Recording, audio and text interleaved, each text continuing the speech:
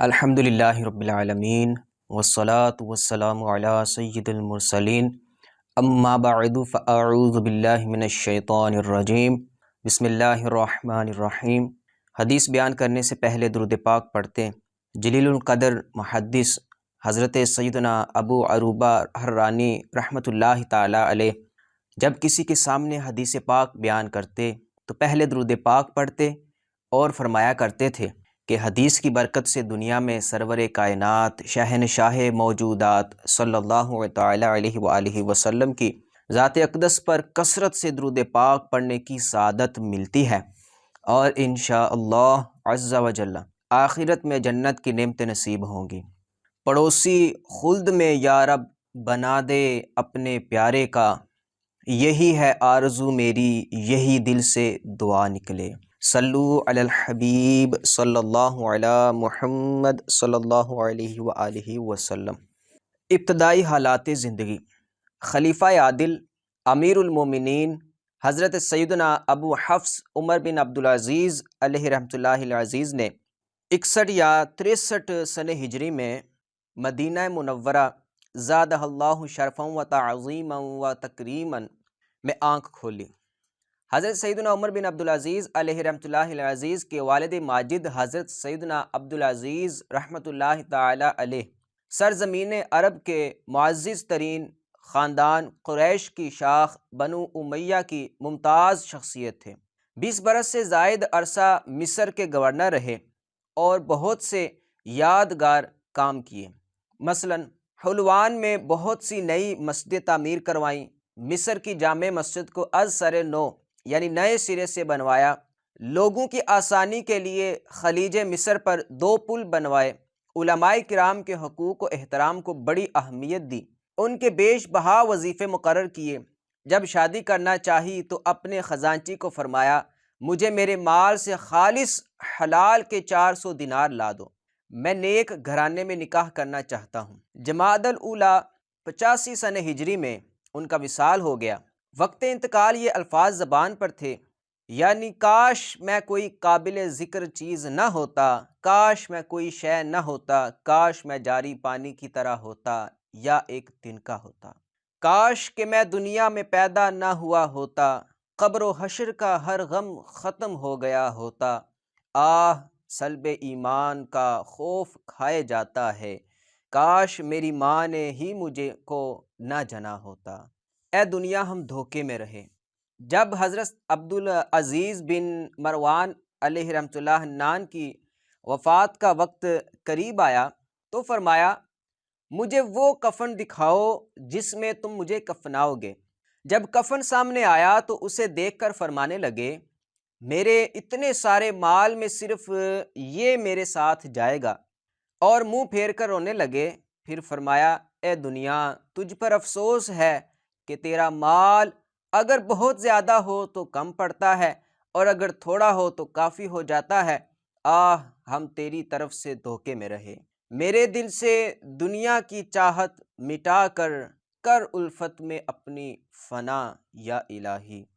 حضرت سیدنا عمر بن عبدالعزیز علیہ رحمۃ اللہ العزیز فرماتے ہیں کہ میں نے اپنے والد محترم کو ان کی وفات کے بعد خواب میں دیکھا کہ ایک باغ میں چہل قدمی کر رہے ہیں۔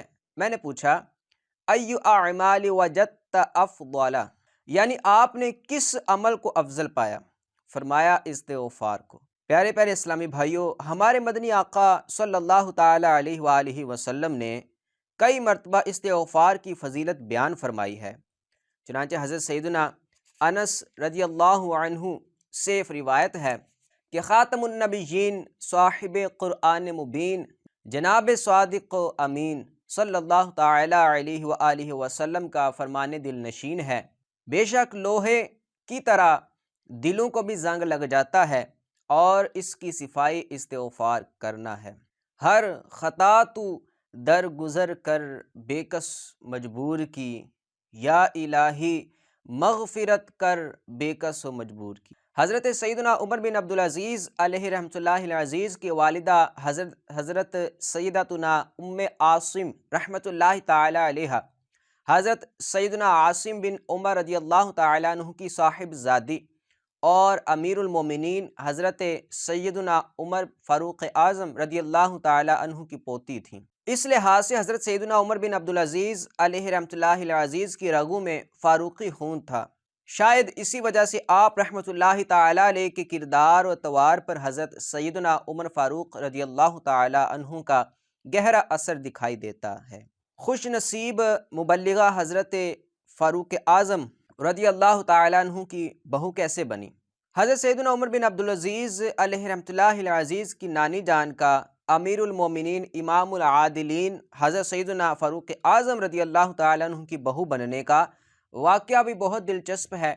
چنانچہ حضرت سیدنا عمر فاروق اعظم رضی اللہ تعالی عنہ اپنی رعایا کی خبر گیری حاجت روائی کے لیے اکثر رات کے وقت مدینہ منورہ زادہ اللہ شرفا و تعظیما و تکریما کا دورہ فرمایا کرتے تھے کہ کہیں کوئی مصیبت زدہ یا مظلوم مدد کا منتظر تو نہیں۔ حضرت سیدنا اسلم رضی اللہ تعالیٰ عنہ کا بیان ہے کہ ایک رات میں بھی مدنی دورے میں امیر المومنین رضی اللہ تعالیٰ عنہ کے ہمراہ تھا۔ آپ رضی اللہ تعالیٰ عنہ تھک کر ایک جگہ بیٹھ گئے اور ایک مکان کی دیوار سے ٹیک لگا لی۔ اچانک ایک آواز سناٹے کو چیرتی ہوئی آپ کے کانوں سے ٹکرائی۔ بظاہر وہ خسر پسر ہی تھی، مگر ماحول کی خاموشی کی وجہ سے صاف سنائی دے رہی تھی۔ اسی گھر میں ایک عورت اپنی بیٹی کو بیدار کرتے ہوئے کہہ رہی تھی، بیٹی اٹھو اور دودھ میں تھوڑا سا پانی ملا دو۔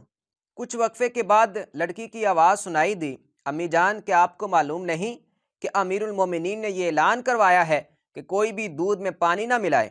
ماں نے کہا، اس وقت امیر المومنین اور اعلان کرنے والے تمہیں کہاں دیکھ رہے ہیں، جاؤ اور دودھ میں پانی ملا دو۔ مگر بیٹی صاف انکار کرتے ہوئے کہنے لگی، امی جان اللہ عز و جل کی قسم یہ مجھ سے نہیں ہو سکتا کہ میں لوگوں کے سامنے امیر المومنین رضی اللہ تعالیٰ عنہ کی اطاعت گزاری کروں اور تنہائی میں نافرمانی۔ حضرت سیدنا اسلم رضی اللہ تعالیٰ عنہ فرماتے ہیں کہ امیر المومنین حضرت سیدنا عمر فاروق اعظم رضی اللہ تعالیٰ عنہ نے ماں بیٹی کی گفتگو سن کر مجھ سے فرمایا، اسلم اس مکان کو اچھی طرح پہچان لو۔ پھر آپ رضی اللہ تعالیٰ عنہ ساری رات اسی طرح گلیوں میں دورہ فرماتے رہے۔ جب صبح ہوئی تو مجھے اس مکان کے مکینوں یعنی رہنے والوں کی معلومات کے لیے بھیجا۔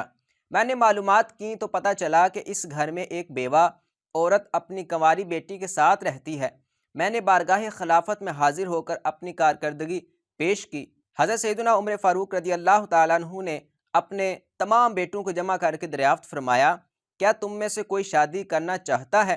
حضرت سیدنا عبداللہ اور حضرت سیدنا عبد الرحمن رضی اللہ تعالی عنہما نے عرض کی، ہم تو شادی شدہ ہیں، لیکن تیسرے بیٹے حضرت سیدنا عاصم رضی اللہ تعالی عنہ شادی کے لیے راضی ہو گئے۔ چنانچہ آپ رضی اللہ تعالی عنہ نے اس لڑکی کے گھر اپنے شہزادے سے شادی کے لیے پیغام بھیجا تو قبول کر لیا گیا۔ شادی خانہ آبادی ہو گئی۔ اللہ عز و جل کے کرم سے ان کے یہاں ایک خوش قسمت بیٹی پیدا ہوئی۔ پھر جب اس کی شادی ہوئی تو اس کے بطن سے عمر ثانی یعنی حضرت سیدنا عمر بن عبدالعزیز علیہ رحمۃ اللہ العزیز کی ولادت ہوئی۔ پیارے پیارے اسلامی بھائیوں، دیکھا آپ نے کہ دودھ میں پانی ملانے سے انکار کرنے والی خوش نصیب مبلغہ کو اس نیکی کا کیسا عمدہ صلہ ملا کہ ایک طرف امیر المومنین حضرت سیدنا عمر فاروق اعظم رضی اللہ تعالیٰ عنہ کی بہو اور دوسری جانب عمر ثانی امیر المومنین حضرت سیدنا عمر بن عبدالعزیز علیہ رحمۃ اللہ العزیز کی نانی ہونے کا شرف حاصل ہوا۔ اللہ عز و جل کی ان پر رحمت ہو اور ان کے صدقے ہماری بے حساب مغفرت ہو، آمین بجاہ النبی الامین صلی اللہ تعالی علیہ وآلہ وسلم۔ بنا دے مجھے نیکوں کا صدقہ، گناہوں سے ہر دم بچا یا الہی، عبادت میں گزرے میری زندگانی، کرم ہو کرم یا خدا یا الہی۔ صلو علی الحبیب صلی اللہ علی محمد صلی اللہ علیہ وآلہ وسلم۔